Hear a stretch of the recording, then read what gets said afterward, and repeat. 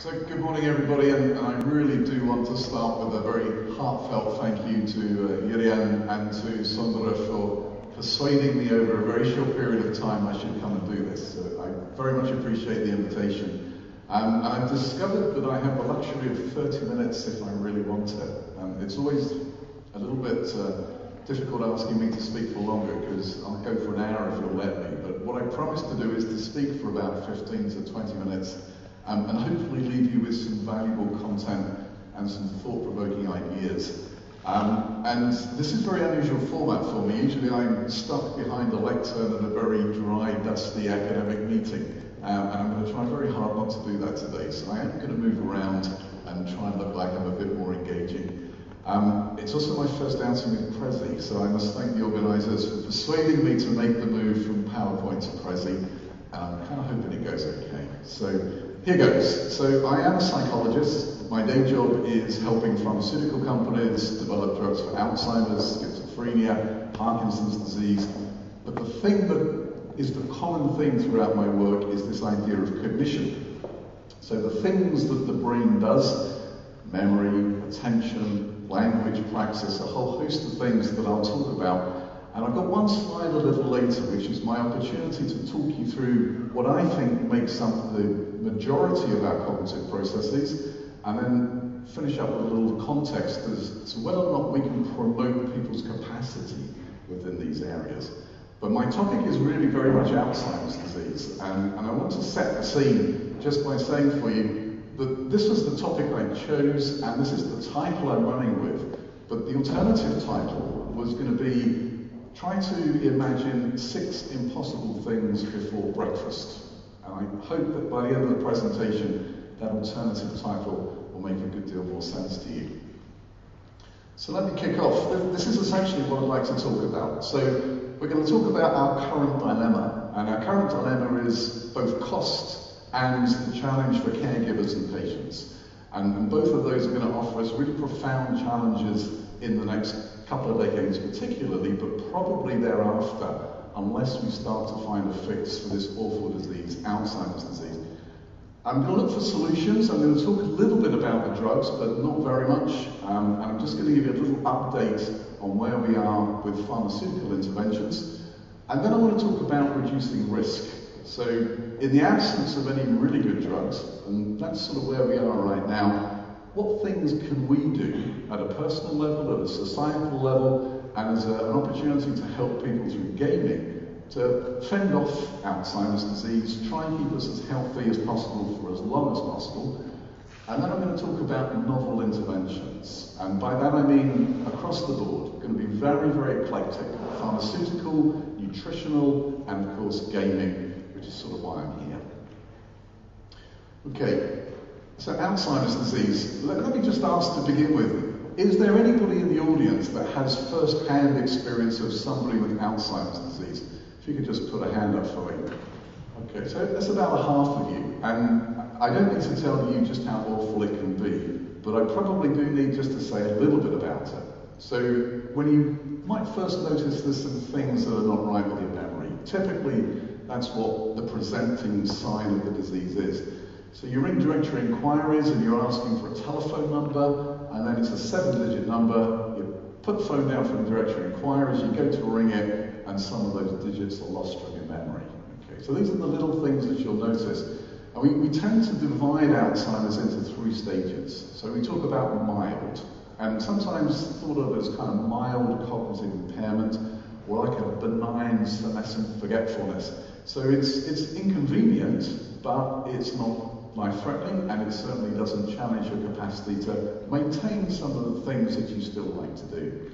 But as you progress through that mild stage and get into moderate stages, almost everything is going south cognitively. So you might have preservation of praxis, your ability to manipulate objects in mild disease. Your language might not be too badly affected. You might have word-finding difficulties, but you can still typically make yourself understood and understand what's being said to you. And if I gave you a list of 10 words and asked you to remember them, probably most of you would get 7 or 8. If you're in mild Alzheimer's disease, you might be down to maybe 4 or 5. When you get into the moderate stages, it's not unusual for me to read a list of 10 words and for the patient to remember none of them when I challenge them to tell me as many as they can remember. So in the moderate stages, your memory is very, very severely affected. And you'll still be okay with grooming and hygiene and dressing yourself. You might need a little help picking out the right clothes, but you'll still be fairly functional. But what you might have lost is the ability to reconcile your credit card statement, or to go to the supermarket and buy everything you need and understand the process of making a change at the checkout. So in the moderate stages, your quality of life is very severely affected, as is the quality of life of those people around you. And that's another thing to keep in mind. It's awful for the patient, but there's a number of people in their close circle that are also going to find that their lives have had to change to accommodate the emergence of this disease in a loved one. And then in that severe stage, this is where everything's going to go out of order for you. You're going to have profound difficulties with any instrumental activities of daily living, all those slightly higher functioning things, the credit card reconciliation, and you're going to start to find there are issues with your basic activities of daily living. Feeding yourself, dressing yourself, your hygiene is all going to be severely compromised. So there's only one way to characterize it, and it is a dreadful disease. There is no doubt about it. So having hopefully given you a flavor of what it means to have Alzheimer's or be close to somebody that does, let me also say about half of you put your hand up when I asked the question. As I give this talk across the next 20 years, assuming I have 20 years to do it, the number of people putting their hands up is going to dramatically increase. And the real challenge we have is it's already a very expensive proposition to care for people with Alzheimer's disease, but the burden to society in terms of cost is about to dramatically increase. So much so that all the things that you might have heard in those keynote presentations will really ring true with us. Healthcare costs, particularly for the care of Alzheimer's, is going to be phenomenally expensive. And that's a big challenge for us to meet, and some of what I'll talk about is how we're seeking to rise to that challenge. So the nature of the beast is not pleasant. And the challenge is the cost. So I was at the Clinical Trials for Alzheimer's Disease meeting in Monte Carlo last week and had a chance to sit down with some of the US Alzheimer's Association personnel. And I said, it's a while since I checked, what's the current estimate of the cost in the US for looking after people with Alzheimer's disease? And the guys were very forthcoming, and they led with this. So the approximate costs, direct healthcare costs for looking after people with Alzheimer's disease in 2012 is going to be about $200 billion. And I said, so what about in the future?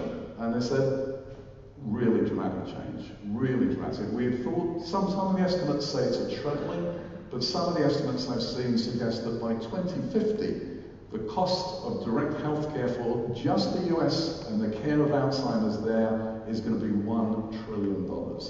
And it's not going to be very much different elsewhere. Japan, almost all Western European nations are faced with exactly the same challenge. So the challenge for us is trying to manage the care and the quality of life with people in the mild to moderate stages, but also trying to keep those people out of full-time healthcare facilities, because that's where the costs really ramp up. So I see this as a twin opportunity. First, it's trying to manage the costs that all of us will have to bear for the management of patients with Alzheimer's, but also improving the quality of life for both the patient and the caregiver. They, I think, have to be our focus. And the question is, how are we going to do that? Is there a pill you can take? Well, there kind of is. There's 3 or 4 marketed drugs, depending where you are in the world. None of them are going to cure you. None of them are going to hold up the progression of the disease very much. What they're going to do is they're going to relieve your symptoms. Okay, so if you take these drugs, they're going to make the neurotransmitter that hangs around at your synapse last a little longer. And for people that benefit from treatment, they make a profound difference. But there's a whole host of patients that get put on these drugs that frankly really don't benefit at all. So they're quite modest in the levels of efficacy that they have. And some of them work for some patients and some for others. So they're worth a try, but they're not going to fix you, and they're certainly not going to cure you. And the hunt has been on for a cure. So in the Alzheimer's pharmaceutical community, we talk about symptomatic relief, the drugs that are marketed, and we talk about disease modification. And while we don't really understand the cause of Alzheimer's disease, we do know what the markers are. So in the brains of patients coming to post-mortem, you can find amyloid buildup, you can find tangles within the brain, the two kind of pathognomonic hallmarks of Alzheimer's disease. And the increase in amyloid has been the focus for drugs for probably about 20 years. And I've seen most of them come, and I'm afraid in the last 6 months I've seen most of them go as well. So a couple of years ago we had maybe a dozen drugs at very late stage development, all promising a fix. The news from Eli Lilly and from Pfizer in the last couple of months with their disease-modifying drugs failing in late-stage trials now means that the pipeline's almost run dry. There's a whole host of new drugs coming through, again focused on amyloid, ideally intervening earlier in the disease process, but they're a long, long time from market. And I think there are things that we maybe neglected a little, we didn't look at enough in the last 10 years because we were so focused on disease modification and potentially cure, that have had a resurgence of interest. And what I want to do is to talk to you about some of them. Before I move on to that, this is the challenge that we've had. So CNS drug development is just difficult. I mean, across the board, largely because for many diseases we don't truly understand what causes the disease, and consequently finding a fix is a little bit of a hard uphill battle. But you might have expected a little bit of a better return than the one that you see on this slide. This is taken from Fierce Biotech, one of my favorite websites when it comes to looking at drug development and where we're at. And 3 drugs in 13 years with that many failures, it does make you wonder at what point some of the pharma companies are just going to say it's too hard a target right now. I think the rewards are so huge for a truly disease-modifying drug that it's a long time before they'll get out of it. But it's not been a particularly profitable time for us. So it sort of leads us to what could we do in the meantime? While we're waiting for that disease-modifying cure, what could we do? And there's a whole host of things, and what I want to do now is just talk you through what some of those things might be.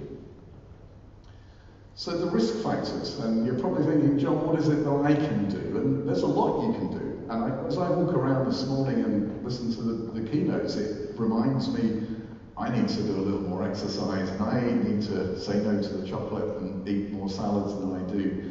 Because there are some things you can practically do that will reduce your risk of Alzheimer's disease.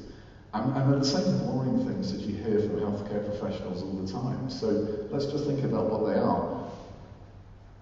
Healthy eating, maybe not cakes and tea too often as you see at the Mad Hatter's Tea Party, but certainly the odd indulgence I think is good for your mental balance, so you shouldn't preclude it. But it is about healthy eating. If you can fend off the risk of type 2 diabetes, if you can manage your risk of hypertension, type 2 diabetes and hypertension are significant risk factors for the development of Alzheimer's disease. So in that primary care context, if you could prevent these things happening to you, or even those around you, that's a really good way of mitigating your risk of developing Alzheimer's disease. But there's some other things, and this is really the kind of core of what I want to talk about. So this idea of mental exercise. So as well as you're managing your eating and exercise, maybe croquet is not as energetic as sports might need to be to keep you healthy, but it's a good start. So there are 2 things you might want to do. Mental exercise, which is where I feel I fit in, is I think the thing that we can also promote. And for a long time there's been this premise that you use it or lose it. And that's just as true of cognition as it is for other parts of your anatomy. So there's a number of initiatives. This is just one that I'm associated with, but it's a convenient way to talk about the opportunity because I have a little hint of what some of the end product might start to look like. But now when the telephone goes in my office at home, it's not necessarily a drug developer. It could be somebody trying to manage a physical exercise program, or it could be somebody developing a food stuff. And whilst I'm here in Amsterdam, nutrition who developed a medical food, Souvenir, which appears to have some protective effects in Alzheimer's disease. So I think what we're doing now is we're looking very eclectically. We've been very focused on drugs. What we really wanted was a vaccine or a pill that would protect you from Alzheimer's disease. Now we're managing it in a number of different ways. One of them would be nutrition, one of them would be exercise, one of them would be medical foods, of which Souvenir is a good example. But all the effects are quite modest. We've also got a whole tranche of new symptomatic relieving drugs, and they work. There's significant effects when you look at the clinical drug trials, but it's not a huge effect. So you have the sense that what we need to do is to do as much as we can in all these areas to protect ourselves from Alzheimer's disease, and in an attempt to try and keep people out of long-stay facilities for as long as we possibly can. Improves their quality of life, that of the caregivers, and it's a significant saving to society in terms of the financial burden. So I think it's about doing as much as you can in all these areas. With MyCog, the proposition is this. Essentially what we would like to do is create an online community. One of the major difficulties that patients recently diagnosed have is they've become very isolated socially. They're very conscious of their memory difficulties, their sometimes difficulties in communicating, and the tendency is to just remove yourself from maybe all the things that you've done in a social context. So keeping people in touch with one another, exchanging views, that sense of community seems to us a very useful first step. And the idea of cognitive training.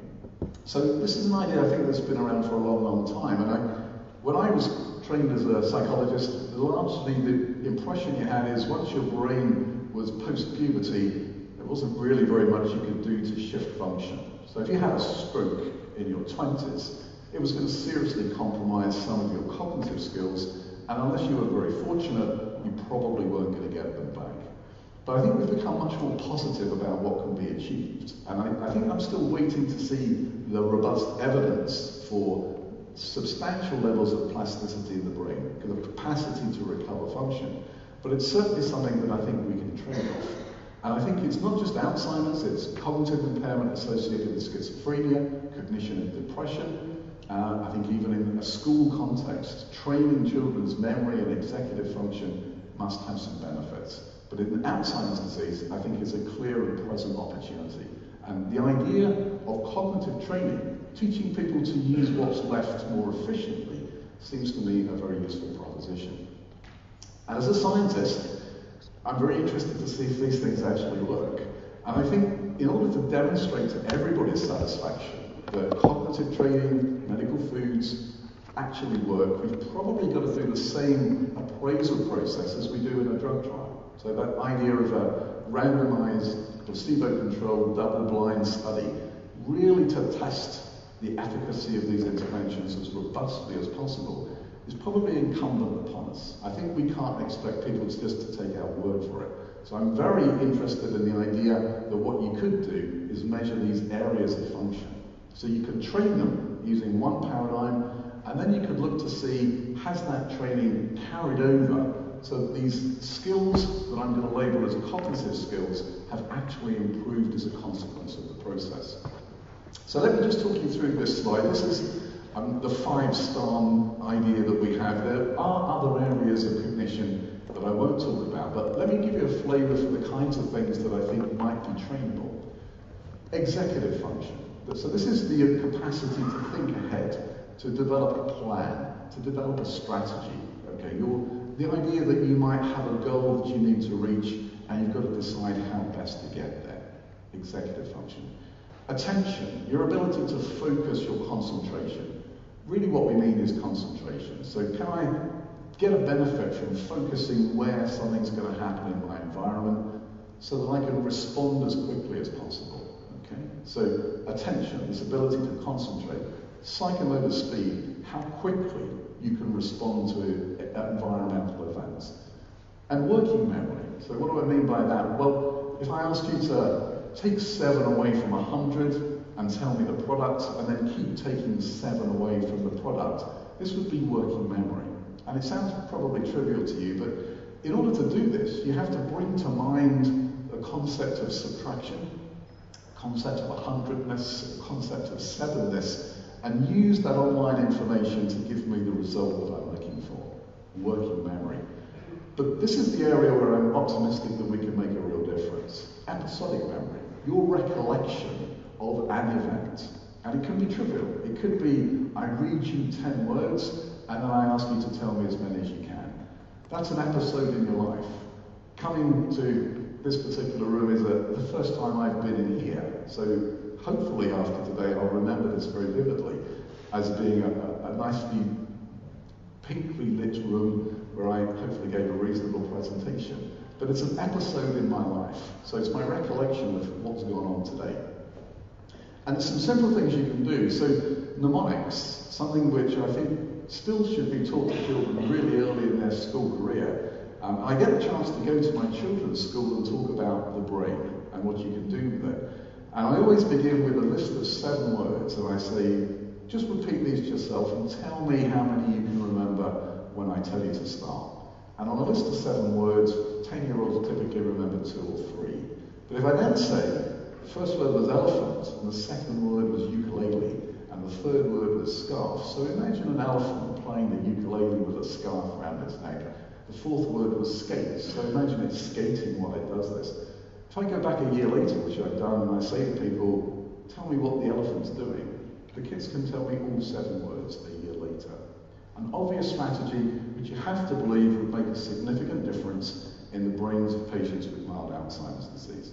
So there's some very obvious, clear targets, but some of the other stuff might be a little more subtle, and that's where we're going to have to exercise our ingenuity to try to encourage cognitive training and potentially some remediation.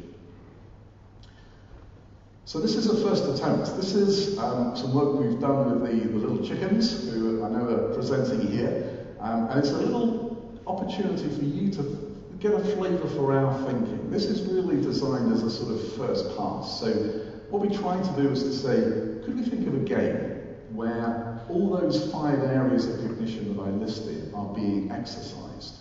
And what I'll do is I'll show you the trailer, and then I'll talk to you very briefly about what the content is, just to give you a flavour of how it looks.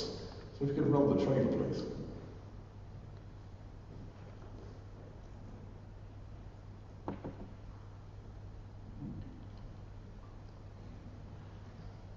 Okay? Nearly there.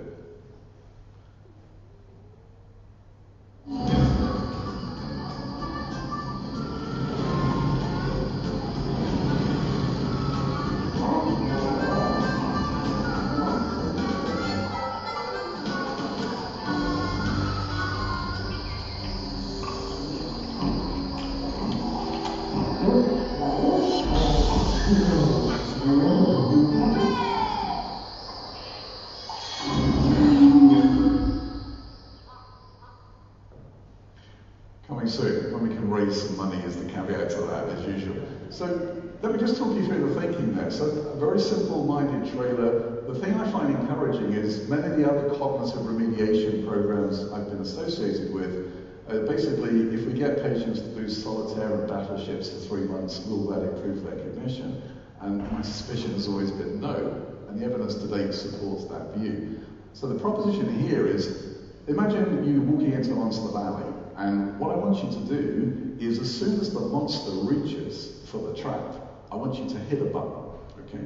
So what are you going to do there? You're going to sustain your attention on the monster and its finger, so that you know as soon as possible when to hit the button. So I've got a measure of attention.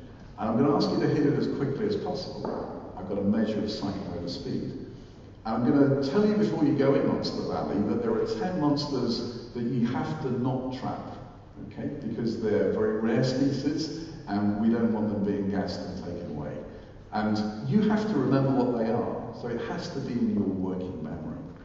And later on, when you've caught a couple of dozen monsters, I'll say to you, okay, I'm going to show you a picture of a monster that you caught and a monster that you didn't see. And I want you to tell me which one you caught from these 2.